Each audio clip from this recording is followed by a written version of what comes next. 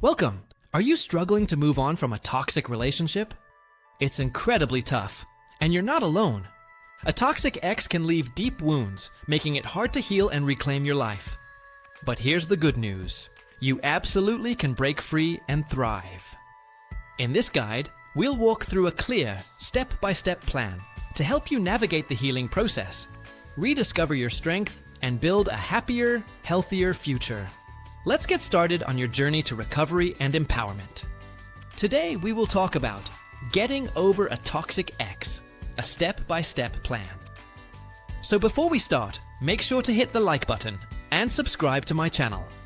Understanding the impact of a toxic relationship. Before embarking on the healing journey, it's crucial to acknowledge and understand the profound impact a toxic relationship has had on your life. Unlike healthy partnerships that foster growth, respect, and mutual support, toxic relationships are characterized by manipulation, control, emotional abuse, belittling, and a consistent disregard for your well-being. This can manifest in various forms, from gaslighting, where your reality is consistently denied and twisted, to constant criticism, isolation from friends and family, and an unending cycle of emotional highs and lows that keep you tethered. The long-term effects can include diminished self-esteem, anxiety, depression, trust issues, difficulty forming new relationships, and even physical symptoms of stress. Recognizing these effects is the first step towards validating your experience and giving yourself permission to heal. It's not just about getting over a person, it's about recovering from a sustained period of emotional harm. Implementing no contact, severing the ties that bind. The most critical, and often the most challenging step in breaking free from a toxic ex is implementing a strict no contact rule. This means absolutely no communication, no texts, no calls, no emails, no social media interaction, and no asking mutual friends for updates. While it may feel impossible, especially if you shared a life, children, or a long history, no contact is the only way to truly detoxify from the emotional residue of the relationship. Toxic individuals thrive on attention, reaction, and the ability to pull you back into their orbit. Any form of contact, even negative, feeds their need for control and keeps you entangled. Think of it as an addiction. The only way to recover is to completely abstain. Block their number, unfollow and block them on all social media platforms, and inform mutual friends that you will not discuss your ex or the relationship. If children are involved, communication should be strictly limited to a co-parenting app, or through a neutral third party, focusing solely on logistics and never on personal matters. The initial days and weeks of no contact will be incredibly difficult, marked by cravings, emotional swings, and perhaps even attempts by your ex to re-establish contact. Grieving the loss and processing emotions.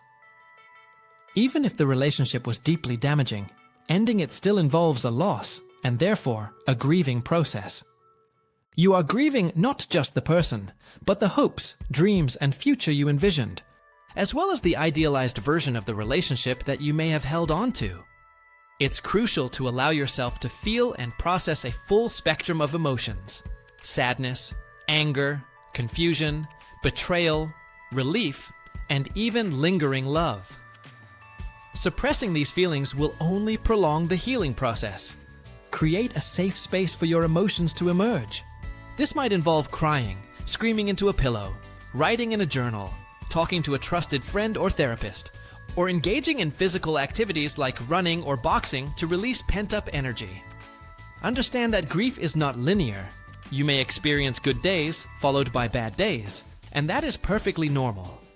Avoid judging your emotions or chastising yourself for feeling a certain way. Instead, practice self-compassion. Remind yourself that these feelings are valid and a natural part of healing. It's also important to acknowledge any cognitive dissonance you might experience. The struggle between knowing the relationship was bad for you and still missing certain aspects, or even the person themselves. Rebuilding your sense of self and identity. Toxic relationships often strip away your sense of self. Your identity becomes intertwined with your partner's, and your needs, desires, and opinions are often suppressed or dismissed. Once free, it's time to embark on the crucial journey of rediscovering who you are outside of that relationship. Start by reconnecting with your core values, interests, and passions that may have been neglected. What did you enjoy doing before the relationship? What hobbies did you set aside? What dreams did you put on hold? Dedicate time to these activities, no matter how small. This could involve revisiting old hobbies like painting, hiking, reading, or learning a new skill. Spend time with friends and family who truly uplift and support you, and who knew you before the relationship began. Their perspective can help you see parts of yourself that you may have forgotten. This is also a time to challenge the negative narratives that your ex may have imprinted on you. Establishing healthy boundaries and self-care practices. A critical component of healing and preventing future toxic encounters is establishing firm boundaries. In toxic relationships, boundaries are often non-existent or constantly violated.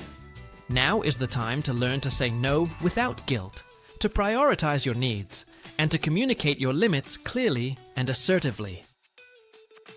This applies not only to potential future relationships, but also to existing friendships, family dynamics, and even your professional life. Understand that setting boundaries is an act of self-respect and self-preservation. Parallel to establishing boundaries, cultivate robust self-care practices. Self-care is not selfish. It is essential for your mental, emotional, and physical well-being. This can include sufficient sleep, nutritious eating, regular exercise, mindfulness practices. Like meditation or yoga, spending time in nature, pursuing creative outlets, or anything that replenishes your energy and brings you joy. Seeking professional support and building a support system. You don't have to go through this alone. Seeking professional support from a therapist or counselor, specializing in trauma, narcissistic abuse, or toxic relationships can be incredibly beneficial. A therapist can provide a safe space to process complex emotions, help you identify unhealthy patterns, teach coping mechanisms, and guide you through the process of rebuilding your self-worth. They can offer an objective perspective and equip you with tools to navigate the challenges of healing. Additionally, building a strong support system of trusted friends and family is paramount. Lean on those who genuinely care for you, who listen without judgment, and who offer encouragement. Consider joining a support group for survivors of toxic relationships. Connecting with others who have similar experiences can be incredibly validating and empowering. Sharing your story and hearing from others can reduce feelings of isolation and provide a sense of community. Learning from the experience and recognizing red flags. While it's important to avoid dwelling on the past, taking time to reflect on the relationship can be a powerful learning experience. Without blaming yourself, identify the red flags you might have missed or minimized at the beginning of the relationship. What patterns emerged? What behaviors were excused? What did your gut tell you that you ignored? This reflection isn't about self-criticism, but about gaining insights that will empower you to make healthier choices in the future.